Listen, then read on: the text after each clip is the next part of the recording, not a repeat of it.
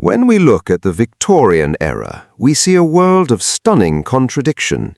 We think of grand velvet gowns, towering oil-lit townhouses, opulent tea parties, and an empire that spanned the globe.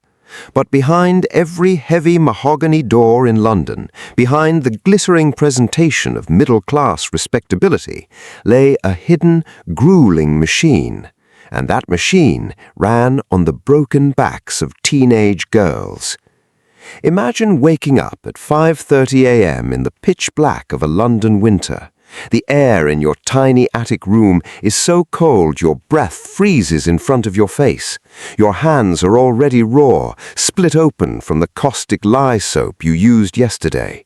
You don't have shoes yet. You wrap your feet in rags to keep from making noise on the floorboards, because if you wake the master or mistress of the house before their alarm, it could mean instant dismissal without a character, a reference, and without a character, you starve.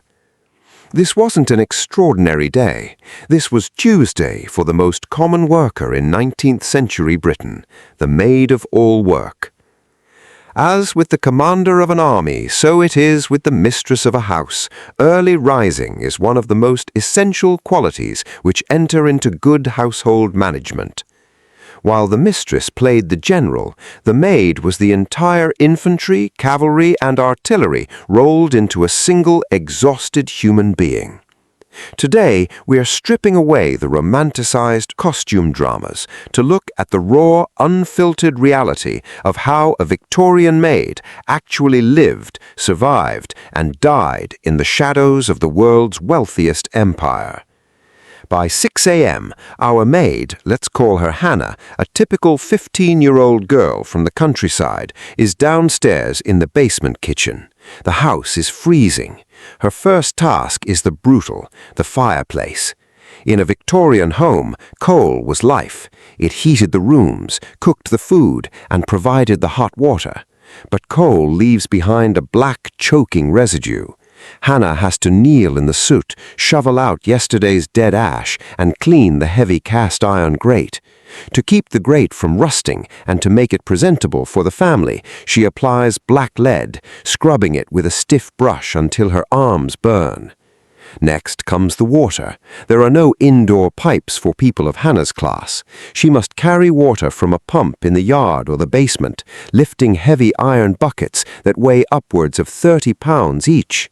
She hauls them up 3, 4, or 5 flights of stairs to the bedrooms so the family can wash their faces with warm water. Think about that, carrying 30 pounds of water up steep, narrow servant stairs multiple times a day before you've even had a crust of bread for breakfast. By 8 a.m., the family is beginning to stir. Hannah must now transform. She changes from her filthy soot-stained scrubbing dress into her morning uniform, a clean cotton gown, a starched white apron, and a cap.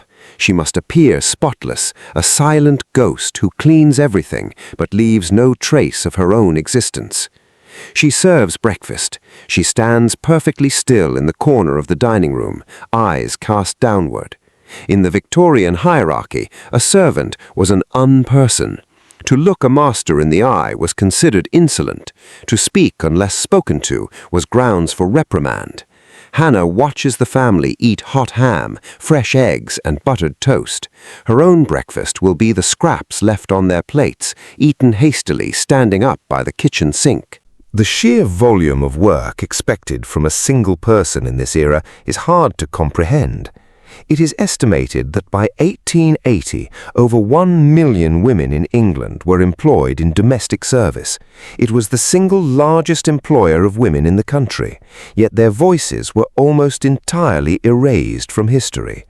We only know their lives through the strict rule books written by their wealthy employers or the rare heartbreaking diaries they left behind. If you're finding this deep dive into the hidden history of the Victorian era fascinating, take a quick second to subscribe to the channel and hit the notification bell. We break down the real, gritty human stories behind history's greatest eras every single week, separating historical myth from hard truth. Drop a comment below if you think you could survive a single day as a Victorian servant. Let's see what the community thinks. Now, let's turn to the absolute worst day of the week for Hannah, a day so physically destructive it permanently deformed the bodies of the girls who performed it. Monday, wash day. In the 19th century, doing the laundry was not a chore, it was an athletic, toxic ordeal that took 2 full days. It began on Sunday night, when Hannah would sort the linens and set them to soak, but Monday morning was when the true nightmare began. First, the water had to be boiled in a massive copper vat built into the brickwork of the scullery. This required hauling dozens of gallons of water and keeping a roaring fire underneath it for hours. The air in the basement quickly turned into a thick, suffocating soup of coal smoke and the pungent smell of lye. Lye was the primary cleaning agent of the time. It was highly alkaline and incredibly corrosive. Without rubber gloves, which didn't exist for servants, Hannah had to plunge her bare hands into the boiling, chemically treated water. She used a wooden washbat or a corrugated washboard to scrub out grease, dirt, and bodily fluids from heavy cottons and linens. The lye ate away at the skin of her fingers, causing deep, painful cracks called chaps that would bleed and constantly reopen. The scullery maid's hands, although they may show a degree of roughness from the nature of her employments, yet should have a nice, inviting appearance when waiting on her superiors. The hypocrisy was staggering. The servants were expected to use destructive chemicals to keep the house pristine, yet were chastised if their bodies showed the physical toll of that labor. After scrubbing came the wringing. Heavy, waterlogged woolen blankets and linen sheets had to be twisted by hand or cranked through a heavy iron mangle. The physical strain on a young girl's back, shoulders, and wrists was immense. Many maids suffered from chronic joint misalignment, repetitive strain injuries, and permanent posture deformation before they reached the age of 20. Once dried, everything had to be ironed.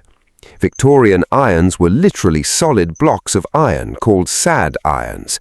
They weighed anywhere from 5 to 9 pounds each. Hannah had to heat them directly on the kitchen range, wipe off the soot, test the heat with a drop of her own spit, and iron thousands of square inches of fabric perfectly, without leaving a single smudge of charcoal. One mistake, one scorch mark on a master's silk shirt, and her wages for the entire month could be docked to pay for the damage. As evening falls, the physical labor transitions back into service, but the emotional weight of a maid's life begins to settle in. Isolation was a silent killer for these girls. Most maids-of-all-work came from poor rural villages, sent to the massive, chaotic city of London by parents who simply couldn't afford to feed them.